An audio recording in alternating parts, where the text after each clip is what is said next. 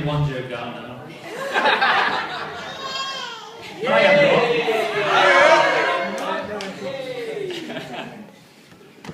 I can't believe this day has finally arrived. Time has flown, and now I'm here with my one chance to shine.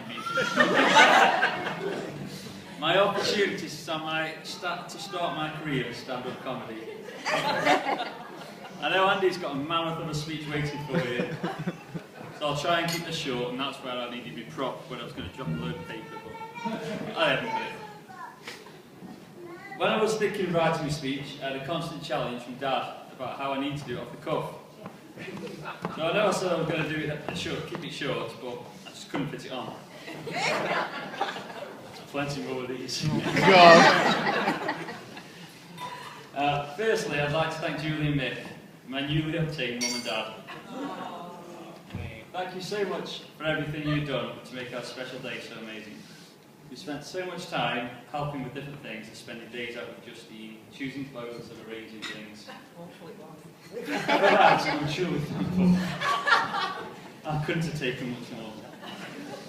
So thank you for accepting me into your house all those years ago. As Vale fans, I know it wouldn't have been easy. The first time that Justine brought me around, and you saw me get out of the car and put my Stoke shirt on before I came in the house. I hope from that moment that you knew that I would fit in. You fit in with your family, and I hope that you feel as though I have. I've loved all of the time we spent together, and I will be forever thankful for you creating Justine.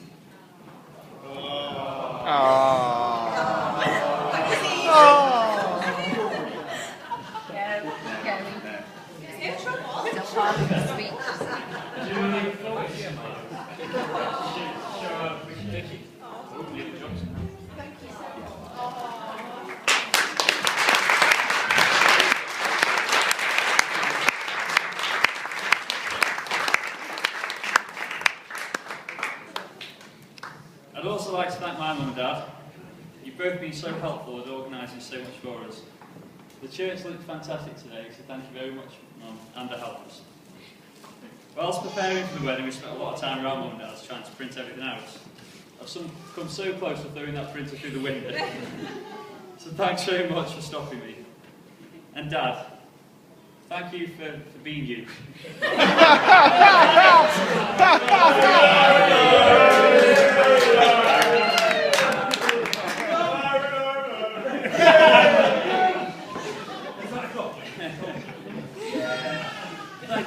Thank you for helping making the stag do so special. I hope you enjoyed it. I know I did. Did it go? And I'm pretty sure from what all the lads have said you would have hit. The less said the better though. If anyone does want to know anything about the stag do, I'm sure Rich will let you know.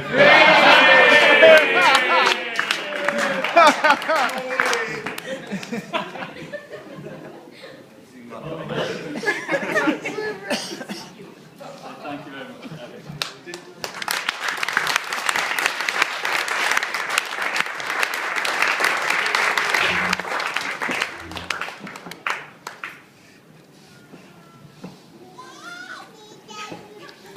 I also want to say a massive thank you to Auntie Barbara. I know it's often said during a groom's speech that this day couldn't have happened without somebody. And in this case, it's most certainly true. Been such a massive help with everything. The cake looks amazing, the favours, as I'm sure most of you have already tasted, are gorgeous, and the help that you've given to the bridesmaid outfits is fantastic. We're both so grateful. I'll try not to do many jokes that most people won't get. But after everything you've done, I will always share my chips with you going forward. We've got some flowers from Auntie Barbara too.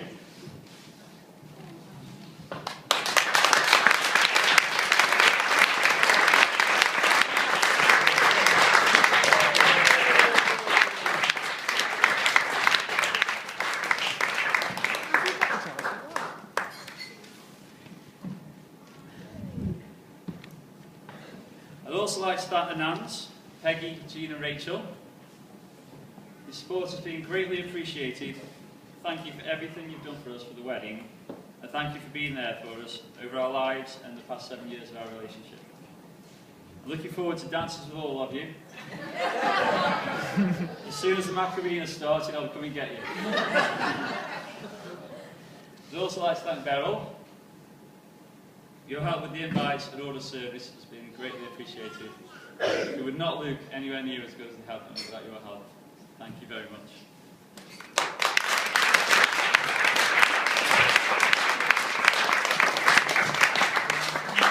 I'd also love to take this opportunity to thank everybody who's here today. You're all great friends of ours and are really important to us. You're all very special. Can I give a special shout out to the people who've travelled to get here? We've got guests from Devon. We've got Mark from the Toon. We've got Auntie Christine all the way from Canada. We'd also like to thank you all for your very generous charitable donations in the name of our granddads, Alan, Frank and Roy. I'd also like to thank the ushers. There's an unwritten rule of wedding etiquette that states that nobody should look more handsome than the groom. So I'd like to thank our usher, Steve and Ash,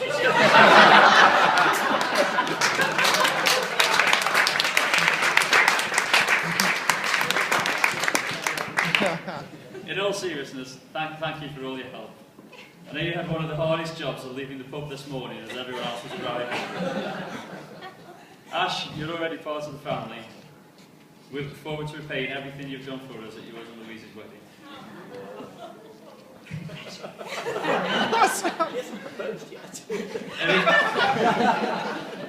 And here comes the crowbar joke. Stino, when I was choosing my usher, I was playing chess with Stino. We said, let's make this interesting. So we stopped playing chess. No! He's never done that! I was terrible when he said it. In seriousness, I've been here for about 15 years now.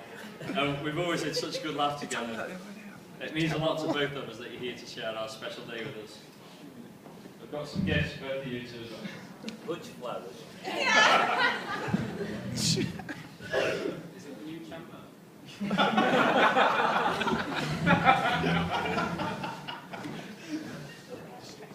While they're collecting the gifts, I'd just like to see if everybody likes food. Yes. A couple of weeks ago, we went for soup round Yuri Galler's house. We spilt it all down the front of us.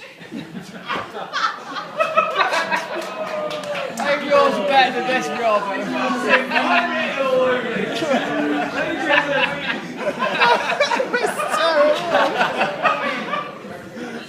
It's unbelievable. Now on to the bridesmaids. I think you all agree that they all look cracking. They've all scrubbed up pretty well. They are for my wife and I. I'd like to say a huge thank you. All of you have done so much for Justine, both in arranging the hen do and helping with the wedding overall. Justine is known for varied amounts of time. I know you all for varied amounts of time. However, in all of you, I know she's got a friend for life. May I say a personal special thank you to Charlotte. If it wasn't for Charlotte becoming friends with Justine, we would not be having this celebration today. Thank you so much for everything. May I also say thank you to Cora. No disrespect to the other bridesmaids, but I definitely think she's the one that wins the award for the most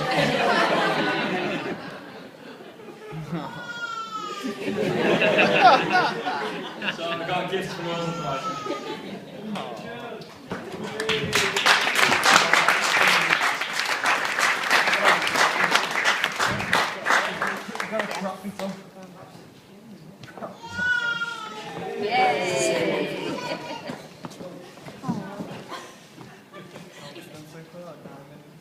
I hope you all like the car that we came in today. We were initially thinking of arriving on horseback, but my horse doesn't really like going out much.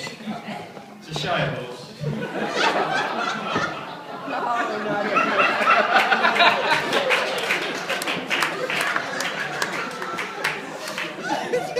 Oh, I would deliberately pick the worst jokes could possibly say. I'd also like to thank the best man, Andy. I met Andy when I was in sixth form.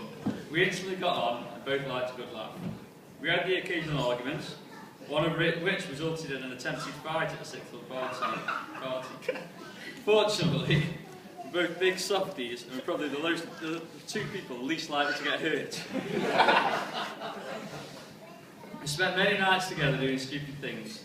We used to have a real laugh going out. We used to go out about 5 times a week in the summer holidays. For some unknown reason, we always used to wake up in Quacky's garden in his tent. And Quacky wasn't even out with us, we just ended up there. Could I also say on behalf of not only me, but everyone who came on the stag do a massive thank you. Everyone had an amazing time. I know how hard it is to arrange things for a group of lads. Prior to the stag, there were a couple of lads said they were moaning, saying that they didn't have a clue what was going on, they didn't know where they were going, what they were doing. We only had one instruction to arrive at your house at 9 o'clock. I think you were justified in keeping everything to yourself when at about 11:15 we eventually all arrived.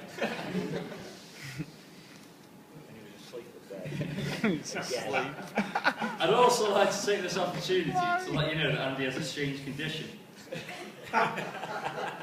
He has a tendency to slip in and out of consciousness. He sometimes creates things in his head that hasn't actually happened.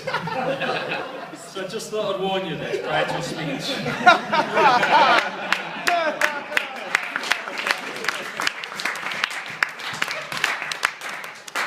Andy, thank you for being my best man.